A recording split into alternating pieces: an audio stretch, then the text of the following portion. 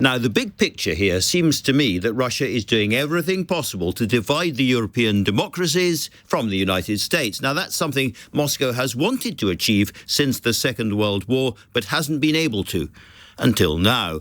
I think we need a security and strategic look at all of this, and so I've gone to Sir David Omand, who was the former boss of GCHQ and is now Professor of War Studies at King's College London. I wanted to find out what he thought Russia's next move could be and where all this might end. Anything is possible, and we don't know. And the one thing that intelligence officers learn is you don't make predictions, but you identify possible futures and you evaluate them. One possible future is that Trump does not get his early ceasefire and is not able to say, I've done the deal. In which case, he will turn further on Zelensky and Ukraine, but they can fight on at least for another year. They have the resources, the financial resources and the ammunition. So they're not going to surrender. So he'll turn on Putin. And Putin may discover that he's walked into, not quite a trap, but he's walked into the art of the deal, and it can get very uncomfortable. A much more difficult negotiation the Russians currently expect. Oh, yes. And the Putin's war aims were very clear: to destroy Ukraine as an independent sovereign state, turn it into a vassal state. Is he prepared to compromise on that and allow durable security guarantees? If he isn't, he will run straight into, as I say, Donald Trump. And of course, Donald Trump has demanded, he may not get it, but the rare earth minerals scattered not just in Ukraine, but quite close to the front line in Ukraine. So if he got those, that would be American property that he wouldn't want Putin to march over. He also, of course, has made clear that he wants normalization of commercial relationships with Russia. Which would involve sanctions being lifted. But many of those sanctions are European, and that would require European assent. So it's a very much more complicated picture. Hanging over it all, we've got potential tariff war and the long-term future of NATO. I happen to believe the United States will recognize the value in having the Washington Treaty still in force. You think Trump will stick by Article 5 and therefore any Russian attempt to go for the Baltics or Poland? In Europe, we demonstrate that we have actually heard the message that we've been freeloading for a very long time. Well, certainly if you look at defence spending since the end of the Cold War, it has dramatically fallen right across Europe, including in Britain.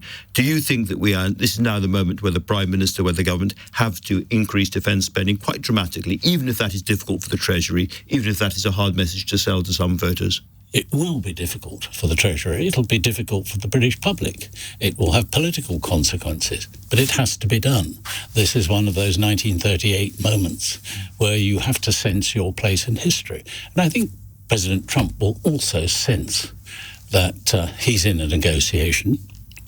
He's started this negotiation. There's a long way to go, and he cannot coerce the Ukrainians into surrender. So Putin will have to give some ground. If we assume that Britain and other European countries get the memo and do increase defence spending, do you think there is also going to have to be a new European security architecture of some kind? In other words, even if the Americans aren't leaving us now, they might do in the future, and we have to think about these things differently. It trips off the tongue, doesn't it? A new European security architecture. It's easier to say than to work out how you would do it, with very different views within the European Union. Of some states closer perhaps to Russia, other states very much feeling themselves on the front line, like the Baltic states and Poland. Bringing all that together, the best outcome would be to revalidate the Washington Treaty for modern circumstances with its Article 5, with its integrated military structure, to which France, of course, also now fully contributes, but recognise that we... A sort of a NATO Mark II for modern times. Yeah, a sort of Europe heavy. We will still, for the foreseeable future, rely on American intelligence, on various American assets. There are common NATO assets, which are jointly owned by the NATO nations, including the United States. The sensible thing is to build on all of that. But the status quo ante, the way it was before, I don't think is tenable.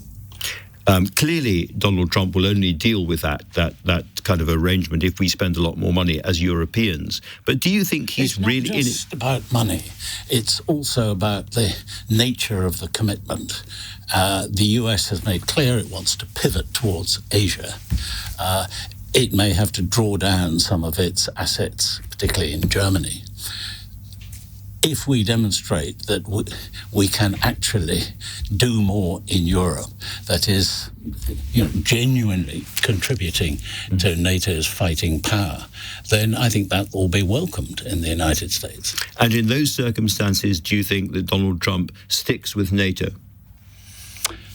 None of us know. That's the trouble. That's the problem. Least of all, probably Donald Trump, because it depends on the outcome of negotiations and discussions which have yet to happen. My hunch, knowing over many, many years how close that relationship is of the United States military to the integrated structure of NATO, knowing how close in particular we are in the United Kingdom, is it will last and the mutual benefit will be recognised. But we've got to do more ourselves. Absolutely crucial to this is the nuclear shield and that aspect of it. You read in some places that we don't really have an independent nuclear deterrent that is actually controlled by the Americans. It's not ours. Is that true? No. It is independent. The Prime Minister does, as it were, literally as well as figuratively, control that asset.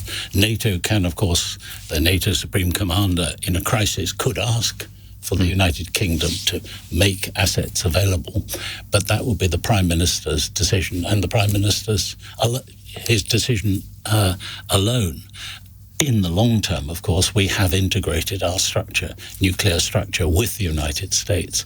Our boats have missiles which come off a common production line, and whether they go to American or British submarines is just whichever comes first in the line. That has saved the United States a lot of money. We are able to contribute quite a lot, including the ability of the United States to talk to an ally about these matters in complete confidence. But in the extremes, if the Americans turned their back for whatever reason, we would still have that. We would still have that. It would, over time, gradually come harder. And we would have to, if we wanted to remain a nuclear power, which I hope we would have to invest more in. But we have the capacity to design our own weapons, for example. One final question, thinking back to your GCHQ days, recurring stories right at the moment about Donald Trump back in the day being a Russian asset. Do you give them any credence? No. And I say that largely because if there had been a real smoking gun, then I think it would have surfaced in the years since that story first came out. And there are enough pro-Ukrainian people around in Russia that it would have surfaced. So I don't give it credence. It's a bit conspiratorial, and actually you don't need to be a conspiracy theorist. It's all in plain sight these days. Yeah, exactly. Sir David Omand, thank you very much indeed.